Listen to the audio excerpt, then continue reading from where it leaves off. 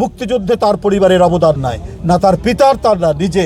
শহীদ রাষ্ট্রপতি জিয়াউর রহমান স্বাধীনতার ঘোষক, তাকে মুছে ফেলার একটা খুব গভীর চক্রান্তের প্রচেষ্টা চলছে। জিয়াউর রহমান স্বাধীনতার ঘোষক, জিয়াউর রহমান এদেশের বরেণ্য মুক্তিযোদ্ধা, দেশনেত্রী বেগম খালেদা জিয়া তার সন্তান সহ বন্দী সেই সময় তিনিও একজন মহান মুক্তিযোদ্ধা। এই মুক্তিযুদ্ধের এই পরিবারকে ধ্বংস করার জন্য শেখ হাসিনা এমন কোনো কাজ করেননি, কারণ মুক্তিযুদ্ধে তার পরিবারের অবদান নাই, না তার পিতার, তার না নিজে।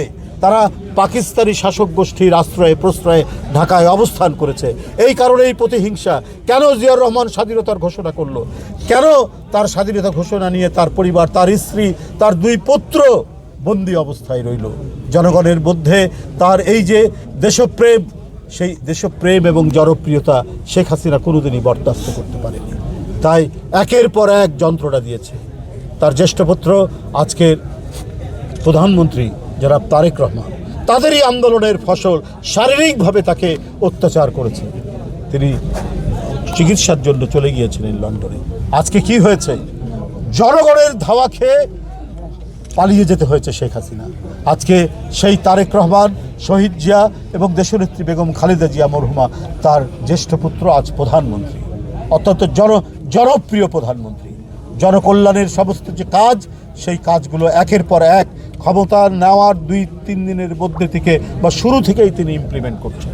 এই যে আরাফাত রহমান কোকো ছিলেন ক্রীড়া সংগঠন, এই ক্রীড়ার উন্নতির জন্য তিনি যে কাজগুলো করছেন, সেটা হচ্ছে যারা ক্রীড়াবিদ হবে শুধু এটাই তার শেষ না, এটাই তার পেশা হবে, এটা দিয়েই তার জীবন জীবিকা হবে। এই ধরনের ব্যবস্থা রাষ্ট্র করবে, সরকার করবে। আজকে ক্রীড়ামন্ত্রী এখানে আছে যে ক্রীড়ার উপর একটি বিশ্ববিদ্যালয় করা হবে।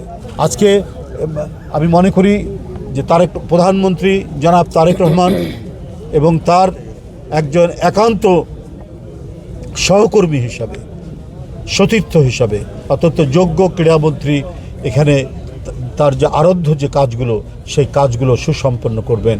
আজকে আমি হাসিনার কথা বললাম, কিন্তু আজকে প্রকারান্তরে ৭১কে ছোট করার জন্য, ৭১কে ইতিহাস থেকে মুছে দেওয়ার জন্য বর্তমানেও কোনো রাজনৈতিক দল প্রচেষ্টা চালাচ্ছে। এবং এই ৭১ স্বাধীনতা মুক্তিযুদ্ধের সাথে যে নামটি অবিচ্ছিন্নভাবে জড়িত, শহীদ রাষ্ট্রপতি জিয়াউর রহমান স্বাধীনতার ঘোষক, তাকে মুছে ফেলার একটা খুব গভীর চক্রান্তের প্রচেষ্টা চলছে। মিনিস্টার মাথা ঠান্ডা অফার, মাসিক কিস্তিতে 1.5 টন এসি মাত্র ৩,৯৯৯ টাকা ও 2 টন এসি 4,৯৯৯ টাকায় পাওয়া যাচ্ছে মিনিস্টার শোরুমে। আমি বলি যে কাকে খুশি করতে চাচ্ছেন? নিশ্চয়ই পলাতক ফ্যাসিস্টকে খুশি করার জন্যই কি আপনারা এই কাজগুলো করছেন? এই প্রশ্ন তো আজকে জনগণের, এই প্রশ্ন আজকে মানুষের মুখে মুখে। একটি চিত্র প্রদর্শনীর আয়োজন করেছিলেন ৭১-৪৭ থেকে শুরু করে জুলাই পর্যন্ত। সেখানে শেখ মুজিবের ৭ই মার্চের ভাষণ আছে, জিয়াউর রহমানের স্বাধীনতার ঘোষণা। তাদেরই ছাত্র সংগঠনের একটি বিশ্ববিদ্যালয়ে সেখানে দেখানো হচ্ছে যে হচ্ছে হালকা দাড়িপাল্লা দিয়ে বলা ৭১ হালকা, ৭১-এর পাল্লাটা উপরের দিকে চলে যায় আর জুলাইকে নিচের দিকে নিয়ে আসা হয়। এগুলো হচ্ছে ছোট লোকপি। কারণ আপনাদের প্রতিটি মুহূর্তে, প্রতিটি আন্দোলন সংগ্রামের প্রতিটি ক্ষেত্রে আপনারা করেছেন জনগণের সাথে শত্রুতা করেছেন, জনগণের বিরুদ্ধে ছিলেন।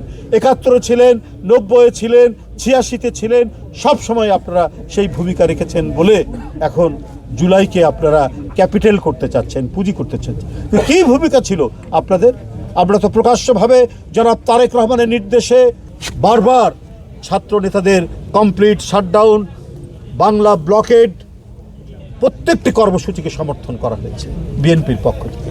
এবং জনাব তারেক রহমান সেই সময় তিনি বিএনপির ভারপ্রাপ্ত চেয়ারম্যান, তিনি লন্ডন থেকে বারবার ছাত্র জনতার সেই আন্দোলনে তিনি সমর্থন দিচ্ছেন এবং সবাইকে সেই আন্দোলনে অংশগ্রহণ করতে বলেছেন। তো এটা তো ইতিহাস, এটা তো ডকুমেন্টেড। কিন্তু আমরা ৭১কেও যেমন সুমহান, মহিমান্বিত, আমাদের ইতিহাসের গৌরবোজ্জ্বল অধ্যায়, ৯০ আমাদের গৌরবোজ্জ্বল অধ্যায়, জুলাইও আমাদের গৌরবোজ্জ্বল অধ্যায়। বিএনপির সব মিলিয়ে ছাত্রদল, শ্রমিক দল, শ্রমিক, বিএনপির নেতৃবৃন্দ সহ 450 মানুষ মারা গেছে এই জুলাই গণ অভ্যুত্থানে। এটা আপনারা যদি মুছে ফেলার চেষ্টা করেন, মানুষের হৃদয়ের মধ্যে যে ইতিহাস লেখা আছে, মানুষের মনের মধ্যে যে ইতিহাস লেখা আছে, সেই ইতিহাসকে আপনারা বুঝতে পারবেন না। আমরা সশ্রদ্ধ চিত্তে সম্মান করি 71-এর বীর মুক্তিযোদ্ধাদের, আমরা সম্মান করি সমস্ত গণতান্ত্রিক সংগ্রামের এক আপোষহীন সেনাপতি হিসাবে দেশনেত্রী বেগম খালেদা জিয়ার নেতৃত্বে 80-র দশকের যে সংগ্রাম, সেই সংগ্রামে যারা মারা গেছে, সেলিম, দেলোয়ার, তাজুল, দীপালি সাহা সহ, তাদেরকে আমরা সম্মান করি। বন্ধুরা আমার, আমরা সম্মান করি জুলাইয়ের মুগ্ধ, ওয়াসিম আকরাম, আবু সাইদ সহ, আহনাফ সহ যারা আত্মদান করেছে, প্রত্যেকটাই মহিমান্বিত। আমরা কাউকে ছোট করি না, কোনোটাও বড় করি না, কারণ এইসব অর্জনের পিছনে বিএনপির অসংখ্য নেতাকর্মীর, বিএনপির অঙ্গ সংগঠনের রক্ত আছে, রক্ত ঝরিয়েছে, রক্তস্নাত পিচ্ছিল পথেই আপনার সেই বিজয় নিশ্চিত হয়েছে।